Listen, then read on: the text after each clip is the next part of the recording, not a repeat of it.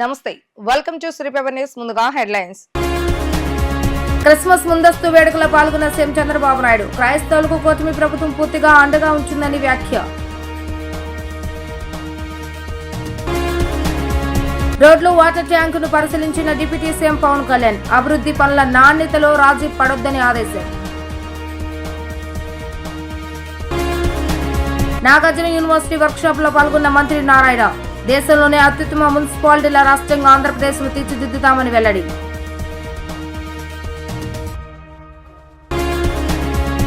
6 నెలలుగా అహోరాత్రులు పరిశోధిస్తున్న గత 5 ఏళ్లలో జరిగిన విధ్వంసానికి పరిష్కార మార్గం దొరకటం లేదని సీఎం చంద్రబాబు నాయుడు అన్నారు. ఎన్ని కష్టాలు ఉన్న రాష్ట్రాన్ని బాగు చేయాలన్న లక్ష్యాన్ని మాత్రం వదిలిపెట్టనని తేల్చి చెప్పారు. కూటమి ప్రభుత్వం క్రైస్తవులకు పూర్తిగా అండగా ఉంటుందని, క్రైస్తవ శ్మశాన వాటికల నిర్మాణానికి కృషి చేస్తామని ఆయన తెలిపారు.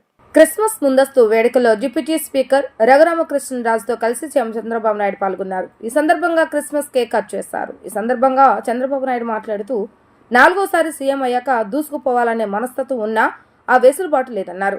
ముఖ్యమంత్రిగా పనిచేసిన 3 సార్లు లేని ఇబ్బందులు ఇప్పుడే ఉన్నాయని చెప్పారు. మైనారిటీ వర్గాల సంక్షేమానికి, భద్రతకు తెలుగుదేశం ప్రభుత్వం ఎప్పుడూ పెద్దపీట వేస్తుందని స్పష్టం చేశారు. గుంటూరులో క్రైస్తవ భవనాన్ని తామే పూర్తి చేసి తీర్తామని వెల్లడించారు. గత 5 ఏళ్లలో పాలకుల భవన నిర్మాణం చేయకుండా నిర్లక్ష్యం చేశారని మండిపడ్డారు. జెరూసలేం వెళ్లే క్రైస్తవులకు ఆర్థిక సహాయం ప్రారంభించింది తెలుగుదేశం ప్రభుత్వమేనని గుర్తు చేశారు. గత పాలకులు క్రైస్తవ అనుబంధ కళాశాలను ఎన్నో ఇబ్బందులకు గురి చేసిందని ఆక్షేపించారు. ఆర్థిక అసమానతలు తగ్గించేందుకు కలిసి పనిచేద్దామని ఆయన పిలుపునిచ్చారు. ఆర్థిక సమస్యలు ఉన్నాయి, లెగసీ ప్రాబ్లమ్స్ వెంటాడుతున్నాయి. నేను 4వసారి ముఖ్యమంత్రి. 3 సార్లు నాకు ఎప్పుడు ఇంత కష్టం అనిపించలేదు. ఇప్పుడు నాకే అర్థం కావడం ఎంత తొవ్వితే అంత బాధలన్నీ బయట వస్తున్నాయి. ఒక పక్క మనసు ఉంది, దూసుకుపోవాలనే మనస్తత్వం ఉంది. ఇంకొక పక్కన చూస్తే వెసులుబాటు లేని పరిస్థితి. ఓసారి చిన్న చిన్న కష్టాలు వచ్చినప్పుడు 4-5 సార్లు కూర్చుంటే సమస్యకు పరిష్కారం దొరుకుతుందేమో గాని ఈ 6 నెలల నుంచి నేను రాత్రింబగళ్ళు ఆలోచిస్తున్నా, పట్టుదలగా పరిశోధిస్తున్నా. అయినా కూడా ఇప్పటికి కూడా నాకు ఒక దారి దొరకలేదంటే ఎంత డ్యామేజ్ జరిగిందో మీరందరూ గుర్తుపెట్టుకోవాల్సిన అవసరం ఉంది. అయితే కానీ నాకు ఒక బాధ్యత మీరందరూ ఇచ్చారు. ఆ బాధ్యతతో తప్పకుండా ఎట్టి పరిస్థితిలో మళ్లీ పూర్వ వైభవం తీసుకొచ్చే వరకు వదిలిపెట్టనని చెప్పి కూడా మీ అందరికి హామీ ఇస్తున్నా. అందరికీ న్యాయం చేసేది నా విధానం. నన్ను చూశారు. ఏ ఒక్కరికి కూడా నేను ముఖ్యమంత్రిగా ఉన్నప్పుడు గాని, తెలుగుదేశం పార్టీ అధికారులప్పుడు జరగలేదు.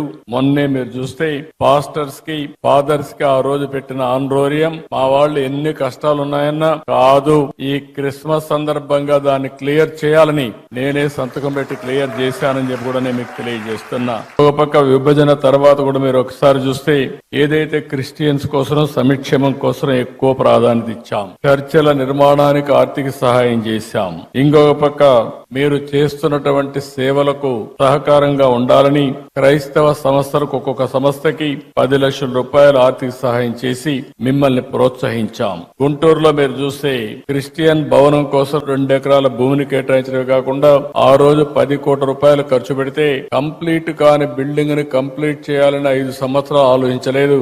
మళ్లీ నేను వస్తానే దాన్ని పూర్తి చేసే బాధ్యత కూడా తీసుకొని తొందరలోనే మీ అందరికి అంకితం చేస్తాం, మీ అందరికి అందుబాటులో తీసుకొస్తాం. విజయవాడలోని సిఎస్ఐ సెయింట్ బాలిక బాసిలికా చర్చికి 1.5 కోట్లు ఇచ్చాం. మీరెప్పుడూ ఆ దృష్టి తీసుకొస్తారు. క్రైస్తవ శ్మశాన వాటికల కోసం ఆర్థిక సహాయం చేయమని కోరినప్పుడు ఇది చాలా జినైన సమస్య, దీన్ని పరిష్కారం చేయాల్సిన అవసరం ఉంది. ఇప్పటికే పెద్ద ఎత్తున ఇచ్చాం. భవిష్యత్తులో కూడా మీకు పూర్తిగా అండగా ఉంటామని చెప్పి కూడా నేను మీకు తెలియజేస్తున్నా. ఇదే కాకుండా జెరూసలం వెళ్లే క్రైస్తవులకి మొట్టమొదటిసారిగా ఆర్థిక సహాయం ప్రవేశపెట్టిన పార్టీ తెలుగుదేశం పార్టీ. ఆ విధంగా కూడా మనం ముందుకు పోయాం. ఇంకొక పక్క క్రైస్తవ విద్యార్థుల సంక్షేమం కోసం ప్రీ మెట్రిక్ స్కాలర్షిప్లు గాని, పోస్ట్ మెట్రిక్ స్కాలర్షిప్లు గాని, ట్యూషన్ ఫీజు అంతా కూడా రీఎంబర్స్మెంట్ చేయడం గాని ఇవన్నీ చేశాం. ఈ రోజు ఇలాంటి కార్యక్రమాలు 1-2 కాదు, చాలా కార్యక్రమాలు చేసి మనం ముందుకు పోయే పరిస్థితికి వచ్చాం. సురక్షితమైన తాగునీటిని ప్రజలకు అందజేసేందుకు, రహదారులను పూర్తి నాణ్యతతో అభివృద్ధి చేసేందుకు అన్ని చర్యలు తీసుకుంటున్నట్లుగా ఉప ముఖ్యమంత్రి పవన్ కళ్యాణ్ తెలిపారు. గుడివాడ మండలం కొత్త చౌటుపల్లిలోని మలైపాలెం హెడ్ క్వార్టర్స్ నందు పరిశీలించారు. మలైపాలెంలోని హెడ్ క్వార్టర్స్ వద్ద ఫిల్టర్ బ్లేడ్ల పనితీరు, వాటిని శుద్ధి చేసే విధానాలను పరిశీలించారు. రక్షిత మంచినీటి నమూనాలను పరిశీలించారు. దేశంలోనే అత్యుత్తమ మున్సిపాలిటీల రాష్ట్రంగా ఆంధ్రప్రదేశ్ ను తీర్చిదిద్దుతామని మంత్రి నారాయణ తెలిపారు. కేంద్ర ప్రభుత్వం నుంచి పలు పథకాల ద్వారా వచ్చే నిధుల కోసం సంప్రదింపులు జరిపి త్వరితగతిన పనులు పూర్తి చేస్తామని ఆయన హామీ ఇచ్చారు. నాగార్జున యూనివర్సిటీలోని కాన్ఫరెన్స్ హాల్లో పురపాలక మరియు పట్టణాభివృద్ధి శాఖ ఆధ్వర్యంలో వర్క్ షాప్ జరిగింది. ఈ వర్క్ షాప్ కు మంత్రి నారాయణతో పాటు పురపాలక శాఖ కార్యదర్శి కన్నబాబు, మెప్మా ఎండి తేజ్ భట్, ప్రజా ఆరోగ్య విభాగం ఇంజనీరింగ్ ఇన్ చీఫ్ మరియన్నతో పాటు మున్సిపల్ కమిషనర్లు, ఇంజనీర్లు హాజరయ్యారు. రాష్ట్రంలోని మున్సిపాలిటీలో పూర్తి స్థాయిలో మౌలిక వసతుల కల్పనపై ఈ వర్క్ షాప్ లో చర్చించారు. ఈ సందర్భంగా మంత్రి నారాయణ పలు అంశాలపై అధికారులకు దిశానిర్దేశం చేశారు. వచ్చే 3 ఏళ్లలో అన్ని మున్సిపాలిటీల్లో ప్రజలకు అవసరమైన మౌలిక వసతులు కల్పించాలనే లక్ష్యంగా పనిచేస్తాం. అన్ని మున్సిపాలిటీల్లో తాగునీరు, డ్రైనేజ్ వాటర్ లైన్లు, వరద నీటి కాలువల నిర్మాణం, వీధి దిప్పాల రోడ్లు కల్పించాలని సీఎం చంద్రబాబు నాయుడు సూచించారని, సీఎం సూచనల మేరకు వచ్చే నెలాఖరులోగా ఆయా పనులకు సంబంధించిన డిపిఆర్లు సిద్ధం చేయాలని చెప్పారు. డిపిఆర్లు అనుమతి పొంది పనులు ప్రారంభించిన తర్వాత 3 ఏళ్లలో అన్ని పనులు పూర్తి చేయాలన్నారు. ఆయా పనులకు అవసరమైన నిధులను ప్రభుత్వం సమకూరుస్తుందని అన్నారు. దేశంలోనే ఉత్తమ మున్సిపాలిటీల రాష్ట్రంగా ఏపీని నిలబెట్టాలని మున్సిపల్ కమిషనర్లు, ఇంజనీర్లకు సూచించారు. వచ్చే ఆర్థిక సంవత్సరం నుంచి మున్సిపాలిటీల నిధులను సొంత ఖర్చులకే వినియోగించుకోవాలని ప్రభుత్వం నిర్ణయించినట్లుగా తెలిపారు. మున్సిపాలిటీల అభివృద్ధి కోసం పట్టణ ప్రణాళిక విభాగంలో సంస్కరణలు తీసుకొచ్చామన్నారు. ప్రజలకు అవసరమైన అన్ని వసతులు కల్పిస్తూ ఎవరిని ఇబ్బంది పెట్టకుండా పనులు వసూలు చేయాలని ఆయన అధికారులకు సూచించారు. ఈరోజు నాగార్జున యూనివర్సిటీ యొక్క ఆడిటోరియంలో మున్సిపల్ శాఖకు సంబంధించిన కమిషనర్లు, అదేవిధంగా మున్సిపల్ శాఖకు సంబంధించిన అనేక మంది సిఈలు, ఎస్సీలు, ఈలు, డిఈలు, ఏఈలతో వర్క్షాప్ జరుగుతుంది. ఈ వర్క్షాప్ యొక్క ముఖ్య ఉద్దేశం ఏంటంటే, ఈ రాష్ట్రంలో 123 మున్సిపాలిటీస్ ఉంటే ఈ 123 మున్సిపాలిటీస్లో డ్రింకింగ్ వాటర్, స్వచ్ఛమైన డ్రింకింగ్ వాటర్ ప్రతి ఒక్కరికి 135 లీటర్లు ఉండేటట్టుగా ప్రతిరోజు, అదేవిధంగా యూజ్ చేసిన వాటర్ని ట్రీట్ చేసి బయటికి పంపించాలనే యొక్క ఇది, అదేవిధంగా రోడ్స్, అదేవిధంగా లైట్స్, అదేవిధంగా సాలిడ్ వేస్ట్, ఏదైతే మన ఇళ్ల నుంచి వచ్చే డ్రై వేస్ట్, వెట్ వేస్ట్ ఉందో దాన్ని బయటికి పంపించడం, ఇవన్నీ పర్ఫెక్ట్గా చేయాలనే ఉద్దేశంతో వర్క్షాప్ పెట్టారు. దీంట్లో కూడా ముఖ్యంగా రోడ్లు, ప్రతి ఒక్కరికి 135 లీటర్ల పర్ డే డ్రింకింగ్ వాటర్, స్వచ్ఛమైన వాటర్ ఇచ్చేటట్టుగా ట్రీటెడ్ వాటర్, అదేవిధంగా యూజ్ చేసిన వాటర్ని బయటికి ట్రీట్ చేసి పంపించడం, లైట్లు. సో 123 మున్సిపాలిటీస్లో 100% పర్ఫెక్ట్ చేయమని ముఖ్యమంత్రి గారు ఆదేశించారు. దాన్ని కూడా 3 సంవత్సరాల్లో పూర్తి చేయమని ఆదేశించారు. దానికి సంబంధించి డిపిఆర్లు తయారు చేయడానికి, అంటే జనరల్గా మున్సిపాలిటీస్ ఎక్స్టెన్షన్ అవుతూ ఉంటాయి రెగ్యులర్గా, అంటే ఎక్స్ట్రా హౌసెస్ కట్టడం, ఆ ఏరియాలో డ్రింకింగ్ వాటర్ అవసరం వస్తుంది, రోడ్డు అవసరం అవుతాయి, లైట్లు అవుతాయి. వాటికి 100% రాబోయే 30 సంవత్సరాలను దృష్టిలో పెట్టుకొని తయారు చేయమని ఆదేశించాం. దాన్ని యాక్చువల్గా ఈఎన్సీ గారు, మరియన్న అండ్ వాళ్ళ టీం మొత్తం సెక్రటరీ గారి యొక్క ఆధ్వర్యంలో ఈరోజు రాష్ట్రంలో ఉన్న 123 మున్సిపాలిటీస్ కమిషనర్ని, ఇంజనీర్లు పెట్టి వర్క్షాప్ పెట్టారు. ఒక 15 రోజుల్లో ఆ ప్రాజెక్ట్ కంప్లీట్ చేస్తారు. చేయగానే కేంద్ర ప్రభుత్వాన్ని పంపించి శాంక్షన్ చేయించుకొని ఇమీడియట్గా వర్క్ టేకప్ చేయడం జరుగుతుంది. గత ప్రభుత్వం, వైసీపీ ప్రభుత్వం 2019 ఫిబ్రవరిలో 5,350 కోట్లతో ఏషియన్ ఇన్ఫ్రాస్ట్రక్చర్ ఇన్వెస్ట్మెంట్ బ్యాంక్ తెచ్చాం లోన్. దాంతో అది కానీ పూర్తి అయ్యింటే ఆల్మోస్ట్ 80% అది మున్సిపాలిటీస్కి చక్కగా వాటర్ 135 ml ఉండేది లీటర్స్. దాన్ని వదిలేశారు. ఎందుకంటే వాళ్ళు ఫస్ట్ ఇన్స్టాల్మెంట్ ఇచ్చారు, స్టేట్ షేర్ వీళ్ళు పెట్టలేదు, వాళ్ళు సెకండ్ ఇన్స్టాల్మెంట్ ఇలా. ప్రజా సమస్యల పరిష్కార వేదిక ద్వారా అందుతున్న అర్జీలకు అధికారులు నాణ్యమైన పరిష్కారాన్ని చూపడం ప్రధానమని జిల్లా కలెక్టర్ లక్ష్మీ తెలిపారు. విస్తృత ప్రజా ప్రయోజనాలతో ముడిపడిన ఈ వ్యవస్థపై రాష్ట్ర ప్రభుత్వం ప్రత్యేకంగా దృష్టి సారించినట్లుగా చెప్పారు. ప్రజా సమస్యల పరిష్కార వేదిక కార్యక్రమంలో భాగంగా కలెక్టరేట్ పింగళ వెంకయ్య సమావేశ మందిరంలో జిల్లా కలెక్టర్ లక్ష్మీ అధికారులతో కలిసి అర్జీదారుల నుంచి వినతులు స్వీకరించారు. ఈ సందర్భంగా కలెక్టర్ మాట్లాడుతూ ప్రతి అర్జీని క్షుణ్ణంగా పరిశీలించి అర్జీదారుని సమస్యను సరైన విధంగా అర్థం చేసుకుని పరిష్కరించాలని సూచించారు. నిర్దేశ గడువులోగా అర్జీలను పరిష్కరించాలని, పెండింగ్ లేకుండా చూడాలన్నారు.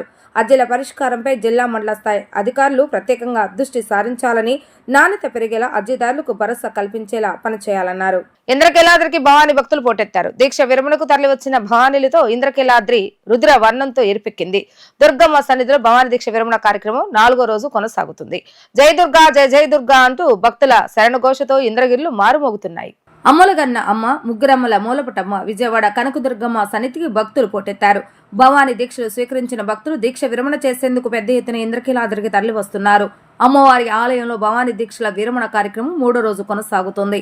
5 రోజుల పాటు నిర్వహించనున్న భవానీమాల విసర్జన కార్యక్రమం 25వ తేదీన ముగినుంది.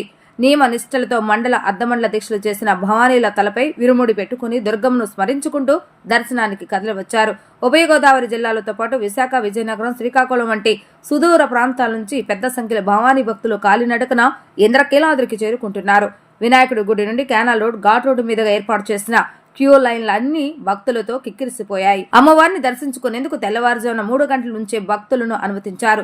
అమ్మవారిని దర్శించుకున్న అనంతరం విరుముడి సమర్పించి దేవస్థానం ఏర్పాటు చేసిన 3 హోమగుండాల్లో నేతి కొబ్బరికాయలు, పూజా ద్రవ్యములు సమర్పించుకుంటున్న భవానీలు ఆ తర్వాత మాల విసర్జన చేస్తున్నారు. భవానీ భక్తులకు ఎటువంటి అసౌకర్యం కలగకుండా జిల్లా అధికార యంత్రాంగం ప్రత్యేక ఏర్పాట్లు చేస్తుంది.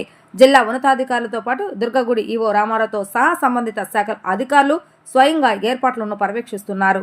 నగరంలో విలక్షణ నటుడు, దర్శకుడు, ప్రముఖ హీరో ఉపేంద్ర సందడి చేశారు. యుఐ సినిమా కథ 2040వ సంవత్సరంలో ప్రపంచం ఎలా ఉంటుందో అనే అంశంపై ఆధారపడి ఉందని చెప్పారు. ఈ సినిమాలో పగలు రాత్రి అనే కాన్సెప్ట్ తో తెరకెక్కిందన్నారు. తమ చిత్రానికి ఇంతటి ఘన విజయాన్ని అందించినందుకు ప్రేక్షకులకు ప్రత్యేక ధన్యవాదాలు తెలియజేశారు. యుఐ చిత్ర విజయోత్సవ యాత్రలో భాగంగా నవోచల్ హోటల్ నందు ఆ చిత్ర యూనిట్ మీడియా సమావేశం నిర్వహించారు. ఈ సందర్భంగా చిత్ర కథానాయకుడు, దర్శకుడు, విలక్షణ నటుడు ఉపేంద్ర మాట్లాడుతూ యుఐ సినిమా కథ 2040వ సంవత్సరంలో ప్రపంచం ఎలా ఉంటుందో అనే అంశంపై ఆధారపడిందని చెప్పారు. ఈ సినిమాలో పగలు రాత్రి అనే కాన్సెప్ట్ తో తెరకెక్కిందన్నారు. ప్రతి ఒక్కరి కృషి సినిమాను ఉత్కంఠభరితంగా మార్చడంలో కీలక పాత్ర పోషించిందన్నారు. తమ చిత్రం కోవిడ్-19, A1 గ్లోబల్ వార్మింగ్ యుద్ధాలు మరియు సోషల్ మీడియాతో నిన్న 2040 డిసోపియన్ ప్రపంచంలోకి వీక్షకులను తీసుకువెళ్తుందని, తమ చిత్రానికి ఇంతటి ఘన విజయాన్ని అందజేసినందుకు ప్రేక్షకులకు ప్రత్యేక ధన్యవాదాలు తెలిపారు. తెలుగు ప్రేక్షకులు తమ చిత్రానికి బ్రహ్మరథం పడుతున్నారని తెలియజేశారు. తెలుగులో మల్టీస్టార్ చిత్రం చేయడానికి ప్రయత్నం చేస్తున్నానని పేర్కొన్నారు. అనంతరం చిత్ర నిర్మాత నవీన్ మనోహర్ మాట్లాడుతూ తెలుగు ప్రేక్షకులు యుఐ చిత్రాన్ని విజయవంతం చేసినందుకు కృతజ్ఞతలు తెలియజేసేందుకు విజయవాడ రావడం జరిగిందన్నారు. తమ చిత్రం విడుదలకు ప్రముఖ సినీ నిర్మాత అల్లు అరవింద్ సహకారం మరువలేనిదని తెలిపారు. మీకందరికీ తెలుసు ఏమంటే నేను అప్పుడప్పుడు ఎప్పుడో ఒకసారి డైరెక్షన్ చేస్తాను. ఒక 25 ఇయర్స్ బ్యాక్ చేసిన ఉపేంద్ర ఇంకా మీరు ఏమీ గుర్తుపెట్టుకొని ఇంకా ఈ డైరెక్టర్ని జీవంతగా పెట్టారు మీరు. ఆఫ్టర్ ఒక 8-9 ఇయర్స్ అయిన తర్వాత నా అదృష్టం ఇంకా మీరు నన్ను గుర్తుపెట్టుకొని ఇంకా ఆదరిస్తూ ఉన్నారు. Thank you very much. మీరు చెప్పండి, మీరు మాట్లాడితే కాన్వర్జేషన్ లాగా ఉంటుంది, నేను ఒకే సైడ్లో మాట్లాడితే బాగుంటుంది. చెప్పండి. ఇదే మీకు థ్యాంక్స్ చెప్పాలి అని ఆల్ తెలంగాణ, ఆంధ్రప్రదేశ్లో ఉండే తెలుగు ప్రేక్షకులకి అభినందనలు, తర్వాత ధన్యవాదాలు చెప్పాలని వచ్చాను. Expectation is always injurious to health. అదే ఇప్పుడు అడిగారు కదా, ఏంటి మల్టీ స్టార్ అంటూ ఉంటాను. నేనేమో మిమ్మల్ని స్టార్ చేయాలని నేను ఫిలిం ట్రై చేస్తూ ఉంటాను. నాకేమంటే నా ఆడియన్స్ స్టార్స్ అవ్వాలి. మీరు ఒక్కొక్కరితో ఎంతో యునీక్ క్వాలిటీస్ ఉంది, ఎక్స్ట్రాడినరీ మీరందరూ. డెఫినెట్గా నేనేమో ముఖస్థుతిగా చెప్తున్నాను అనుకోవద్దండి. చూడండి, మనం ఎంత గొప్ప డైరెక్టర్ అయినా, ఏమే చేసినా, 2 year 3 ఎంతే ఖర్చు పెట్టినా ఒక్క షోలో మీరు చెప్తారు ఎలా ఉంది ఫిలము, బాగుందా లేదా, ఎళ్ళిపోప్ప అని. ఎవరు గ్రేట్? అది మళ్ళీ నేను ప్రూవ్ చేయాలనే ఫిలంలో ట్రై చేస్తూ ఉంటాను. ఐ డోంట్ బిలీవ్ ఇన్ ఈ స్టార్డమ్. నాకు బిలీఫ్ లేదు. మీ స్టార్డమ్తో నాకు చాలా బిలీఫ్ ఉంది. అది ఏం స్టార్డమ్ అంటే మీకు తెలుసు, ఆడియన్స్ స్టార్డమ్. కరెక్టా? ఒప్పుకోండి, అది డౌట్లో చూస్తున్నారు. సినిమా మూవీ స్టార్టింగ్ లో పేదవాళ్ళు సినిమాకి బయటికి వెళ్ళిపోండి, మామూలుగా ఉండేవాళ్ళే సినిమా చూడాలని ఎందుకు ఆ క్యాప్షన్ మీరు పెట్టారు? తర్వాత ఇంకొక టైటిల్ మీరు చదవలేదు అనుకుంటాను, మళ్ళీ ఇంకొకటి వస్తుంది. చాలా నేను మేధావి అనుకునే వాళ్ళు పూలు. ఇక్కడే అదే మాటలు జరుగుతూ ఉంది ఇప్పుడు.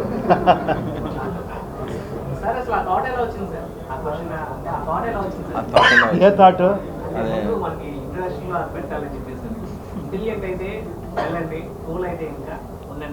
లేదు, మీకు ఆ సబ్జెక్ట్ ఎలా ఉంది, మీరు ఎండ్లో కూడా కనెక్ట్ చేసుకుంటే, ఇప్పుడు బిగినింగ్ ఒకటి ఎండ్ ఒకటి వేరే ఫిలం వస్తుంది, సెంటర్లో ఇంకొక ఫిలం వస్తుంది, దాంట్లో 2 films ఉంది.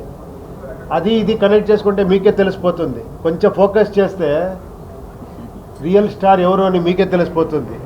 ఫిబ్రవరి 6వ తేదీ నుంచి 9వ తేదీ వరకు జరిగే శ్రీకాకుళంలో జరుగుతున్న అఖిల భారత యువజన సమైక్య ఏఐవైఎఫ్ రాష్ట్ర 22వ మహాసభలను జయప్రదం చేయాలని ఏఐవైఎఫ్ మాజీ జాతీయ కార్యదర్శి గుజ్జల ఈశ్వరయ్య పిలుపునిచ్చారు.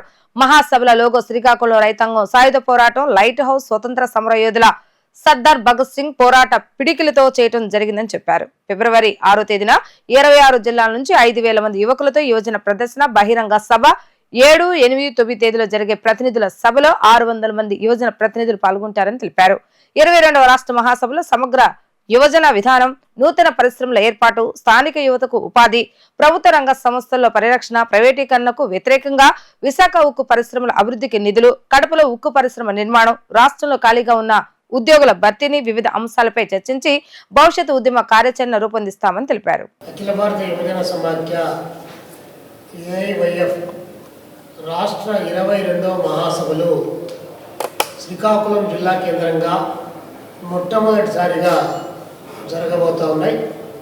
ఫిబ్రవరి 6, 7, 8, 9 తారీఖుల్లో ఈ మహాసభలు 26 జిల్లాల నుంచి వేలాది మంది యువత, నిరుద్యోగ యువతను సమీకరణ చేసి ప్రదర్శన, బహిరంగ సభలను నిర్వహించబోతూ ఉన్నారు. ఈ సందర్భంగా రాష్ట్రంలో లక్షలాది సభ్యత్వానికి ప్రాతినిధ్యం వహిస్తూ 600 పైచిలకు యువజన ప్రతినిధులు 26 జిల్లాల నుంచి 175 నియోజకవర్గాల నుంచి ప్రతినిధులుగా పాల్గొనబోతూ ఉన్నారు. ముఖ్యంగా దేశంలో, రాష్ట్రంలో యువత ఎదుర్కొన్నటువంటి ప్రధానమైనటువంటి సమస్యలను పరిష్కరించేటువంటి వేదికగా పోరాటాలు రూపకల్పన చేయడానికి ఈ మహాసభలు దోహదపడతాయి. ఇందులో కేంద్రంలో, రాష్ట్రంలో అధికారంలో ఉన్నటువంటి పాలక వర్గాలు రెండు కూడా దేశంలో కార్పొరేట్లకు అనుకూలమైనటువంటి విధానాలను అన్ని స్థాయిల్లో కూడా తీసుకొని రాబోతూ ఉన్నారు. కార్పొరేట్లకేమో లక్షల కోట్ల రూపాయలు రాయితీలు కల్పిస్తూ ఉన్నారు. 10 సంవత్సరాల కాలంగా సమగ్రమైనటువంటి యువజన విధానాన్ని ఈ దేశంలో అమలు చేయండి, యువకులను ఈ దేశ ఆర్థికాభివృద్ధిలో భాగస్వాములు చేయండి, వారికి ఉద్యోగ ఉపాధి కల్పనలో గ్యారెంటీ ఇవ్వండి అని చెప్పి డిమాండ్ చేస్తూ ఉంటే ఈ సమస్య మాత్రం నానాటికి పరిష్కారం కావడం లేదు. 2025 ఫిబ్రవరి 6 నుంచి 9 వరకు విజయనగరం, శ్రీకాకుళం జిల్లాలో నిర్వహిస్తా ఉన్నాం. ఈ మహాసభకు సంబంధించి లోగో ఆవిష్కరణ, అదేవిధంగా ఈ మహాసభలో వివిధ అంశాలపైన చర్చించి భవిష్యత్ ఉద్యమ కార్యాచరణ రూపొందించడం జరుగుతుంది. ఈ ప్రధానంగా ఈ లోగో ఆవిష్కరణకు ఏఐవైఎఫ్ జాతీయ మాజీ కార్యదర్శి కామ్రేడ్ ఈశ్వరయ్య గారు ఆవిష్కరిస్తారు. దీన్ని మహాసభల్లో యువజన అంశాలు, అదేవిధంగా ఉపాధి, వైద్యం, వివిధ అంశాలపైన చర్చించి భవిష్యత్ ఉద్యమ కార్యాచరణ రూపొందిస్తాం. పేదల బియ్యాన్ని పందికొక్కల్లా తిన్న వైసీపీ మాజీ మంత్రి పేర్ని నానిని ఉరి తీయాలని టీడీపీ రాష్ట్ర ప్రధాన కార్యదర్శి ముద్దా వెంకన్న వ్యాఖ్యానించారు.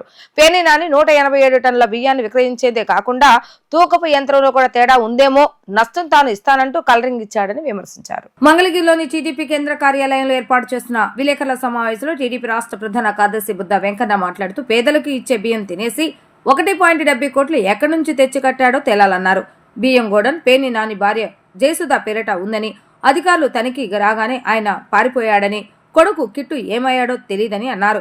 ఏ తప్పు చేయకపోతే ఎందుకు పారిపోయారని ప్రశ్నించారు. 1999లో పేర్ని నాని ఎన్నికల్లో పోటీ చేసినప్పుడు అఫిడవిట్లో పేర్కొన్న ఆస్తికి 2024 ఎన్నికల సమయంలో ఇచ్చిన అఫిడవిట్కు తేడా ఉందని, ఆ లెక్క తేలాల్సి ఉందన్నారు.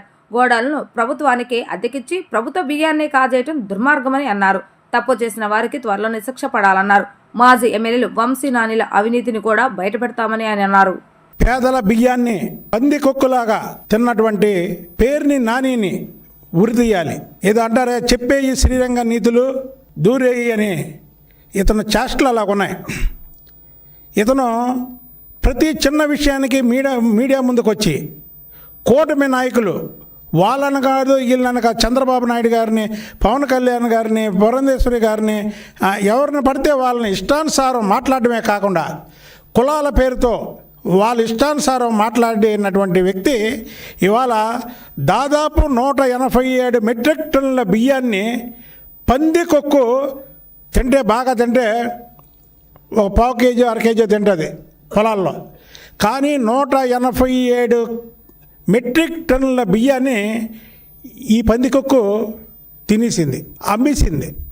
అదేంటంటే వేయింగ్ మిషన్లో ఏమైనా తేడా ఉందేమో కాబట్టి నేను ఫైన్ కడుతున్నాను అంటాడు. ఇతను ఒక బియ్యపు దొంగ, సముద్రం దొంగ ఉంటాడు, బంగారం దొంగ ఉంటాడు, డబ్బులు దొంగ ఉంటాడు. అలాగే పేరు నాని అనేటువంటి వ్యక్తి ఒక బియ్యం దొంగ.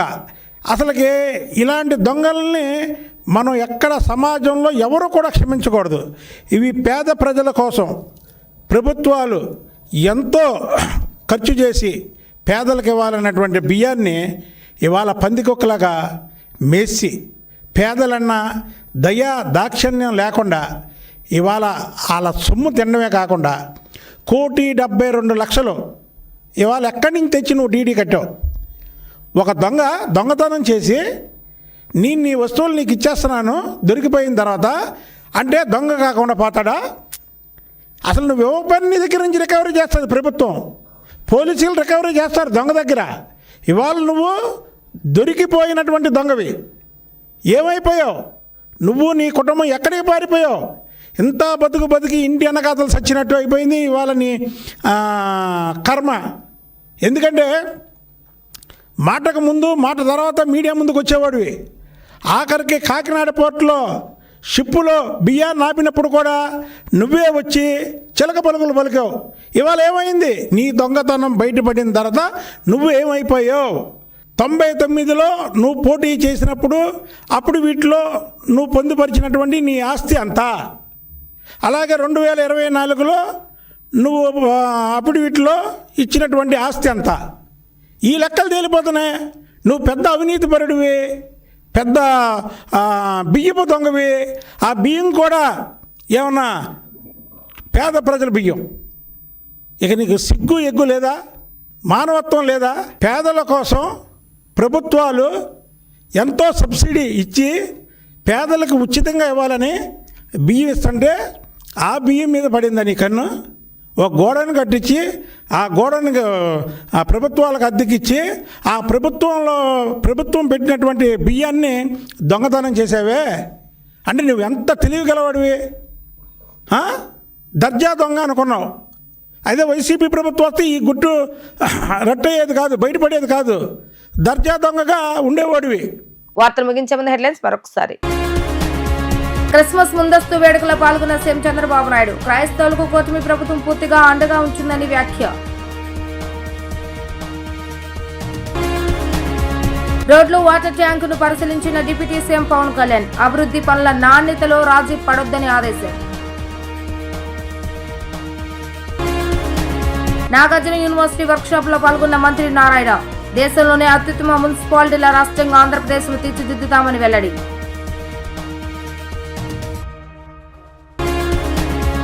ఇవి ఈ రోజు వార్తా విశేషాలు. మరలా తిరిగి ప్రసారమయ్యే వార్తలు మళ్ళీ కలుద్దాం. అంతవరకు సెలవు, నమస్కారం.